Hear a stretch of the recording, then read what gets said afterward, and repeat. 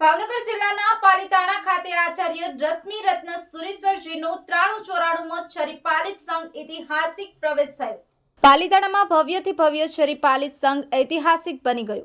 શ્રીમતી સુંદરબેન ગોકુલચંદજી પોખરના મુકુંદા મેવાડ રાજહંસ પરિવાર દ્વારા આયોજિત હસ્તગીરી છે। શત્રુંજય મહાતીર્થ છરીપાલિત સંઘનું મંગલ પ્રયાણ આજીવન ગુરુ ગુણચરણો પાસક 465 શ્રમણી ગણનાયક મહાવિદેહિક ધામ આચાર્ય શ્રી રશ્મિ રત્ન સુરેશ્વરજીની નિશ્રામાં હસ્તગીરીના 180 ફૂટ શિખર પર ધજા ચડાવી સિદ્રવડની ધરતી પર પહોંચ્યા હતા।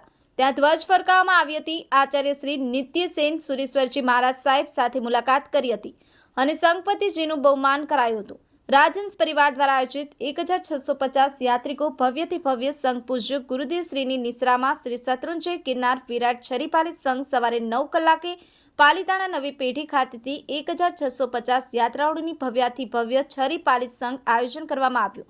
તમામ આચાર્ય મહારાજ સાહેબને અનુરોધ કરાયો હતો, તેઓ પ્રવેશમાં પધાર્યા હતા। હાથી, ઘોડા, હાથી અને રથ ગુરુગુણ રથની સાથે બધા પુરુષો એક રંગના કપડામાં સાફામાં બાંધી બહેનો એક રંગની સાડીમાં જોવા મળ્યા હતા। 24/12/2024 રોજ સવારે 5 કલાકે ગજભવર પાસે બનેલી સંઘનગરી ખાતેથી સંઘ પ્રસ્થાન થયો હતો। 7/1/2025 રોજ ગિરનારમાં તીર્થમાળ થશે અને 108 મુમુક્ષા ત્યાં આવશે અને બહુમાન કરવામાં આવશે। સંઘનું મેનેજમેન્ટ સિદ્ધાંચલ ઇવેન્ટ અલ્પેશભાઈ સંઘવી દ્વારા કરવામાં આવ્યું હતું।